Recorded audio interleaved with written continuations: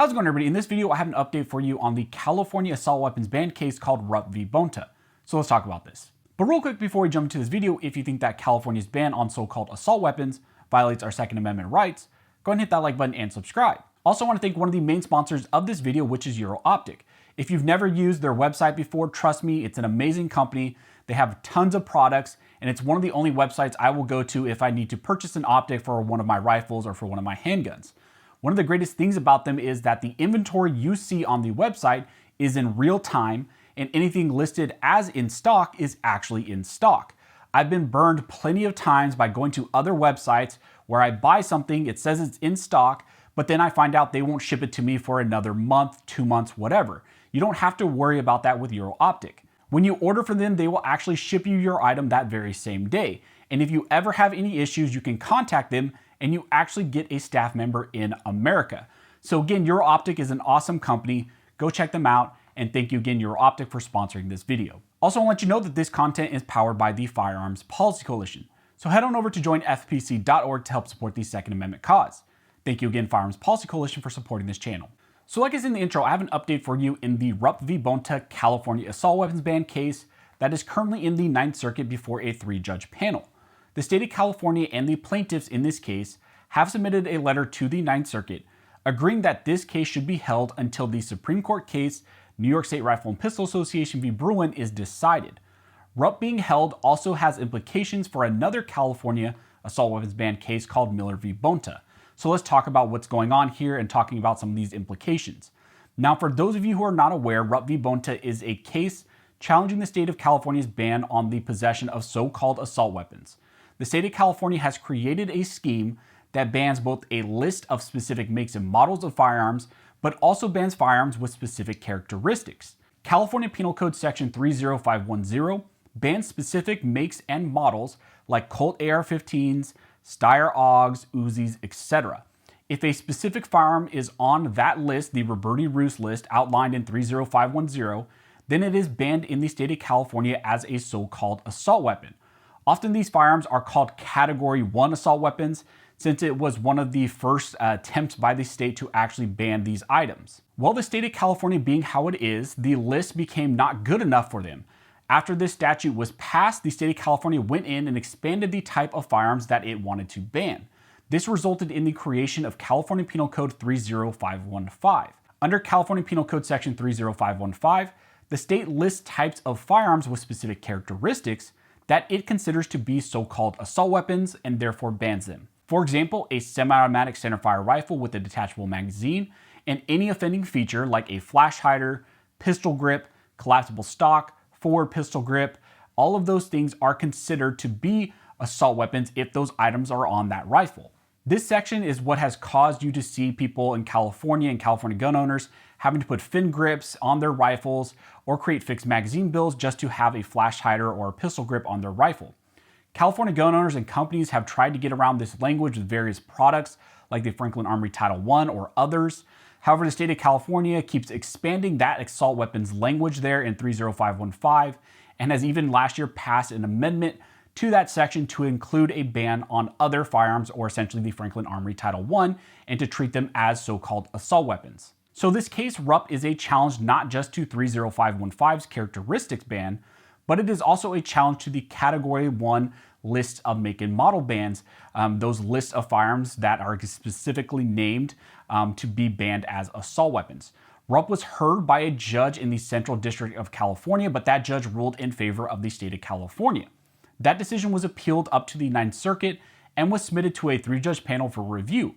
The panel heard oral arguments on October of 2020, and since then we have been waiting to have them actually issue their ruling. This case, Rupp, is different from another case called Miller v. Bonta. Miller is a challenge to California's assault weapons ban, but it targets only the 30515 characteristics ban. Miller was heard by Roger T. Benitez in the Southern District of California, and St. Benitez ruled that the ban on so-called assault weapons under this penal code is a violation of our Second Amendment rights. The state of California, of course, didn't like that decision and appealed it and sought review by a 3-judge panel in the Ninth Circuit. One thing that threw a wrench into all of these cases, both Rupp and Miller, is that they were put on hold because of another case that was in the Ninth Circuit, that being the Duncan v. Bonta magazine ban case. Well, recently the en banc panel ruled in the Duncan case, which was unfortunately not in our favor. However, that ruling being issued created a situation where all of these other cases that were on hold for that case could now move forward. In reaction to that, the 3-judge panel in Rupp actually submitted an order to the parties and stated that the court itself believes that this case, Rupp, will be impacted by the Supreme Court's decision in the New York State Rifle and Pistol Association case. On that basis, the court stated that they wanted to hold Rupp once again until the Supreme Court issues their ruling in the New York State Rifle and Pistol Association case and asked if the parties would like to do the same. Now, in response to that order / question from the court, the parties have now filed the following letter to the Ninth Circuit. They stated, in response to the court's order dated December 6, 2021, defendant appellee Rob Bonta, in his official capacity as the Attorney General of the State of California, and plaintiff's appellant, Stephen Rupp, write to inform the court that the parties, having met and confirmed, agree that this appeal should be held in further abeyance pending issuance of the U.S. Supreme Court's decision in the New York State Rifle and Pistol Association v. Bruin case. While the New York State Rifle and Pistol Association case concerns the constitutionality under the Second Amendment of a different type of law than that challenged in this case, it is possible that the Supreme Court's decision in the New York State Rifle and Pistol Association case could impact resolution of this appeal. For this reason, the parties agree with the panel's unanimous view that a continued abeyance pending a decision in New York State Rifle and Pistol Association would be in the interest of judicial economy. If the court continues the abeyance, the parties respectfully request an opportunity to provide additional briefings after the Supreme Court's disposition in New York State Rifle and Pistol Association. So the state of California and the plaintiffs both agree that this assault weapons ban case, this issue, should be held until the Supreme Court rules in New York State Rifle and Pistol Association. One of the big reasons this needs to be held is because the Ninth Circuit currently uses a type of analysis that could be found invalid by the Supreme Court's decision. Currently, the Ninth Circuit has established what is known as the two-step approach. In this type of analysis, the court first asks if the challenged law affects conduct that is protected by the Second Amendment.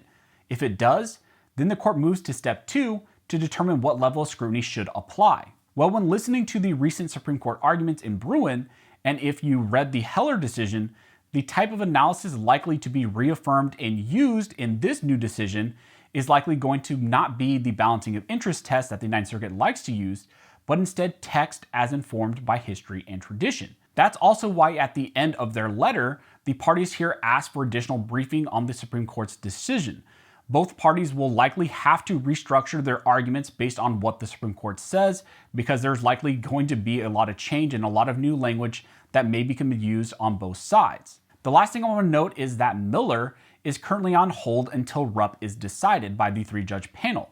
Because of this, if Rupp is held for the Supreme Court's decision, by proxy, Miller will also be on hold. This might sound like a bad thing, but really, it could lead to the fastest disposition of these cases and of this whole assault weapons ban issue in the state of California. That's what the court believes. They believed in judicial economy is what they called it, and these parties agreed as well, because if you let this litigation to keep going without the Supreme Court's decision, what's going to happen anyways is they're going to have to backtrack and change everything based on what the Supreme Court says, so it's better off just to hold it right now. So if you guys have any questions, go ahead and comment down below and I'll try to answer the best of my ability. Also, if you like this video and like support the channel, one of the best ways to do that is to like, comment, and subscribe. All those things help to fuel the algorithm or fuel Al Gore's rhythm. It adds fuel to his jet and also adds a lot of salt to those people who hate Al Gore's rhythms, hate that joke, and just smash their keyboards every time they hear it. So thank you guys all for all of your support. Thank you for like, commenting, subscribing. All those things help to really fuel that algorithm. It helps to push these videos to more people, push this channel to more people, educate more people than I could have ever thought. And that's all because of you guys. So thank you so much for all of your support. If you don't have a comment in mind, just comment down below, let your comment fuel the algorithm, and I really do appreciate that. So as always, thank you all for watching. Don't forget to like and subscribe, and never forget this nation is built by armed scholars, this nation will maintain by armed scholars.